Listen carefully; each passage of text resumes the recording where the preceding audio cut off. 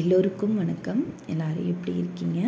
இன்றைக்கி நம்ம சேனலில் ஒரு குக்கிங் ரெசிபி தாங்க பார்க்க போகிறோம். நெக்ஸ்ட் வீக்லேருந்து ஸ்கூல் ரீஓப்பன் ஆக போகுது. கண்டிப்பாக குட்டீஸ்களுக்கு ஹெல்த்தியாகவும் அதுவும் காரமே இல்லாமல் லஞ்ச் பாக்ஸ் பண்ணி கொடுக்கறது ரொம்ப பெரிய டாஸ்க்காக இருக்கும். அப்போ கண்டிப்பாக இந்த ரெசிபி ட்ரை பண்ணி பாருங்கள். கொத்தமல்லி சாதம் சிம்பிளாக அண்ட் ஹெல்த்தியாக எப்படி பண்ணலான்ட்டு பார்க்கலாம். இப்போ அடுப்பில் குக்கர் வச்சுக்கோங்க. குக்கர் சூடானதுமே தேங்காய் எண்ணெய் ஊற்றிக்கோங்க. கடலை எண்ணெய் யூஸ் பண்ண வேணாம், தேங்காய் எண்ணெய் யூஸ் பண்ணால் ஃப்ளேவர் நல்லாவே இருக்கும். எண்ணெய் நல்லா சூடானதுமே 2 பிரிஞ்சி இலை, ஒரு துண்டு பட்டை சேர்த்துக்கோங்க. என்கிட்ட பொடியாக இருந்ததுனால கொஞ்சமாக பட்டை சேர்த்துக்கிறேன். இது கூடவே ஒரு பச்சை மிளகா கீரி சேர்த்துருக்கேன். நல்லா பொடியாக நறுக்கின பெரிய வெங்காயம் 2 சேர்த்துக்கிறேன். வெங்காயம் லைட் கோல்டன் ப்ரௌன் கலரில் வதங்கட்டும். அதுக்குள்ளே நம்ம ஒரு பேஸ்ட் அரைச்சிட்டு வந்துக்கலாம். ஒரு மிக்ஸி ஜாரில் ஒரு கைப்பிடி அளவுக்கு கொத்தமல்லி, இது கூடவே காரத்துக்கு 2 பச்சை மிளகாய் சேர்த்து நல்லா கொரன்னு அரைச்சிக்கிறேன். ஃபைன் பேஸ்ட்டாக தேவையில்லை. வெங்காயம் லைட் கோல்டன் ப்ரௌன் கலரில் வதங்கினதும் நம்ம அரைச்சி வச்ச கொத்தமல்லி பேஸ்ட்டை இது கூட ஆட் பண்ணிக்கலாம்.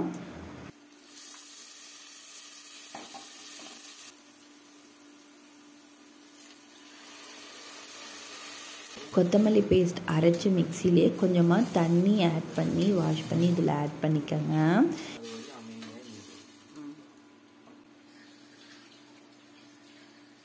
அடுப்பை ஹை ஃப்ளேமில் வச்சு குக் பண்ணிங்கன்னா 2 நிமிஷத்தில் கொத்தமல்லி பேஸ்ட்டோட பச்சை வாடை எல்லாமே போயிடும்.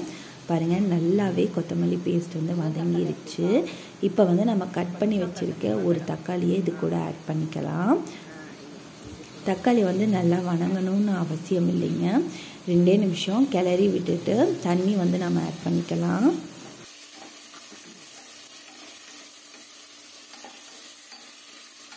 இப்போ தேவையான அளவு நான் தண்ணி ஆட் பண்ணிக்கிறேன். 3 டம்ளர் நார்மல் சாப்பாட்டு அரிசி ஊற வச்சுருக்காங்க. அதுக்கு தகுந்த அளவு நான் தண்ணி ஆட் பண்ணிக்கிறேன். இப்போ சாப்பாட்டுக்கு தேவையான அளவு உப்பு ஆட் பண்ணிக்கிறேன். நல்லா கொதிச்சதுமே நம்ம கழுவி வச்சுருக்க அரிசியை இது கூட ஆட் பண்ணிக்கலாம்.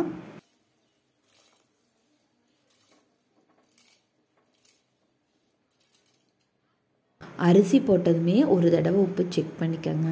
உப்பு கொஞ்சம் ஒரு கல் அதிகமாக இருந்துச்சுன்னா தான் சாப்பாடு வெந்து வரும்போது உப்பு எல்லாமே கரெக்டாக இருக்கும். இப்போ நம்ம மூடி போட்டு விசில் வச்சுக்கலாம். 2 விசில் விட்டாலே போதுமானது. இதுவே குழந்தைகளுக்கு கொடுக்குற மாதிரி இருந்துச்சுன்னா இன்னொரு விசில் எக்ஸ்ட்ரா விட்டுக்கோங்க. அப்போ தான் குலைவாக நல்லாயிருக்கும்.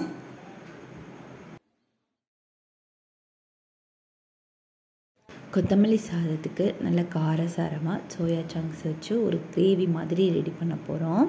நான் சாப்பாடு செய்யும் போதே சோயாவை நார்மல் வாட்டரில் ஊற வச்சுட்டேன். இதை நல்லா பொடி பொடியாக கட் பண்ணிக்கலாம், இல்லைனா மிக்சியில் கூட ஒரு ஓட்டிக்கலாம்.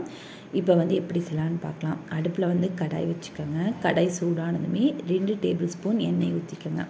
எண்ணெய் சூடானதும் கடுகு 1 ஸ்பூன். கடுகு நல்லா பொரிஞ்சதுமே நல்லா ஃபைனாக சாப் பண்ணி வச்சுருக்க பெரிய வெங்காயம் ஆட் பண்ணிக்கோங்க.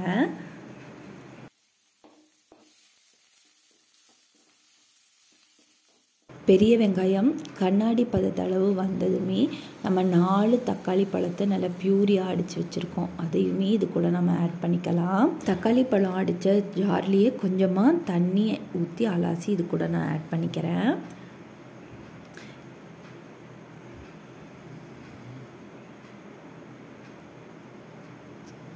இப்போ ஸ்பைசஸ்க்கு நான் காரத்துக்கு தகுந்த அளவு மிளகாத்தூள் ஆட் பண்ணிக்கிறேன். சிக்கன் மசாலா ஒரு 1/2 ஸ்பூன் ஆட் பண்ணிக்கிறேன். இப்போ தேவையான அளவு உப்பு ஆட் பண்ணி நல்லா மிக்ஸ் பண்ணி விடுவோம்.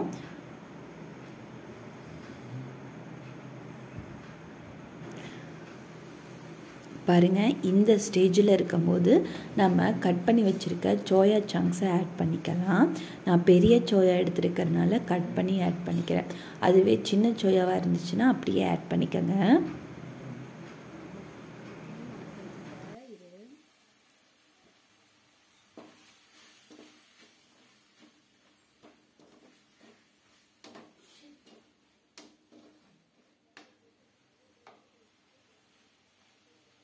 சோயா போட்டதுமே நல்லா கிளறிடுங்க.